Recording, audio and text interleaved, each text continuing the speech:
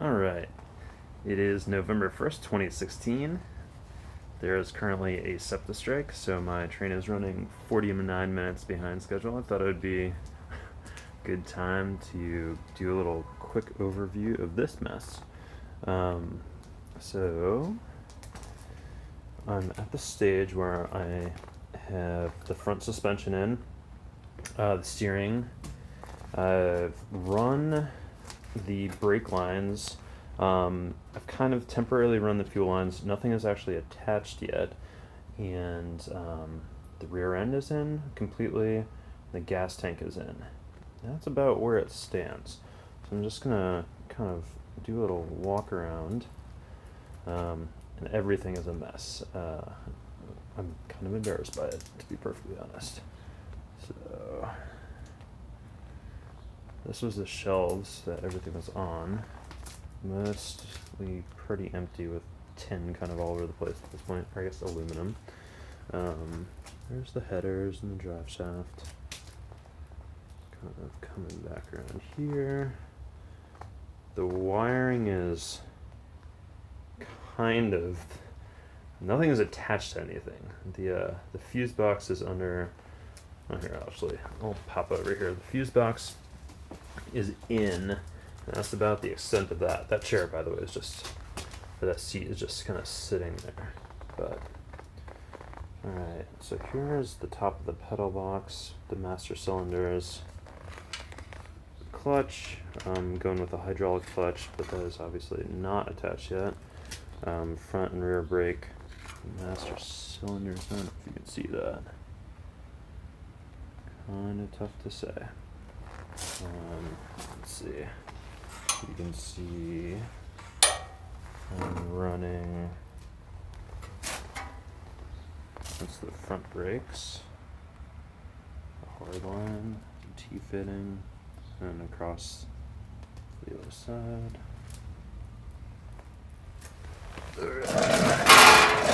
Whoops. Alright, so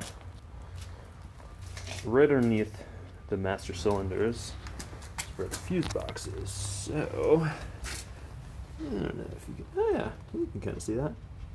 Fuse box is in, well, in, maybe not necessarily connected. The pedals, clutch pedal. The brake pedal is the only functioning pedal. I'm still thinking about rerunning a line, so that might get undone. There's an aftermarket gas pedal, and I can't remember. I think it's I got it through Breeze. I can't remember who. I think it might be Russ Thompson who makes that. Sorry, Russ Thompson, if that's not who it is. Russ Thompson definitely did the Volkswagen turn signal, self-canceling, important for Pennsylvania. There's the computer, and that's about where it will eventually be mounted. That's actually riveted on. Any of the panels that you see on are actually riveted on at this point. That's kind of exciting. Let's see. I have the old e-brake, but it's not playing well with the 2015 IRS rear brakes. So I'm probably gonna have to reorder the one that Factory 5 makes. You can see kind of a little bit where diff is. For people who are not familiar with this project, it has the shortest drive shaft known to man. Let's see if I can point to it. Oh, it's right there. Oh, that's my finger when it focuses in. I can go back over there in a second. Alright, so coming back around to the rear. It's currently how I have the soft line routed. I think it's okay, but it's literally kind of resting on top of the upper control arm, which I don't really like. Kind of want to shorten it somehow, but I don't know if that's doable. I put this bracket here for where the soft line goes into the hard line, or switches over. It's a T-fitting. Maybe that needs to be moved. kind of unclear. I'll do some more test things to figure it out. But cruising back around, you can see the gas tank is actually finally in. That was a son of a bitch. I'm using a high flow fuel pump, Walbro 255, and it was recommended that I have a different return line. So, I don't know if you can see, this is actually pinched off, and this little guy is in here with a tube. It's wider, and it goes directly into the baffle underneath. And that was, of all the things I've done, oddly enough, that might have been the hardest thing. It did not want to go in there, because you have to kind of like put your fingers through this hole and hold up the thing and screw it on. It sounds like it's really easy, just did not want to do it.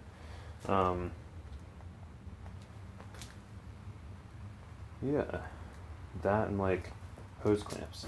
Freaking hate hose clamps. Okay, rear brakes. You can kind of see, here's like another thing. So take a look at the e-brake. Here's the e-brake here.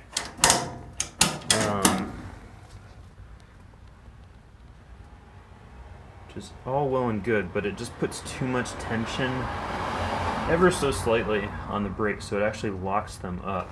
And there isn't really a way to adjust that, so there's no clevises down there. Yeah.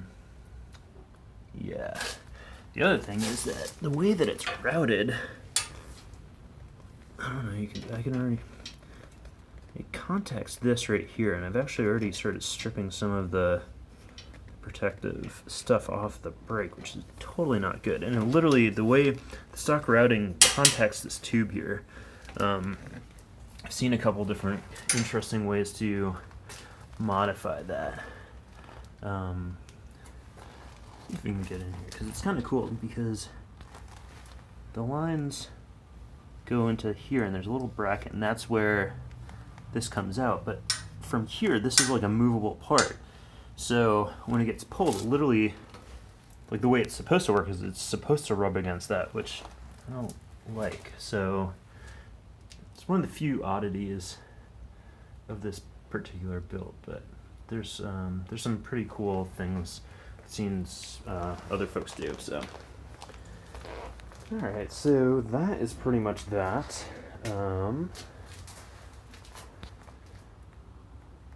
Yeah. Coming back around, I did the mid-shift conversion. I actually got that piece from Modern Driveline. You can see the other tail shaft back there. Actually, it wasn't that hard to do. I kind of wish I had done a tutorial, because there's nothing really good on the internet to show you how to do it.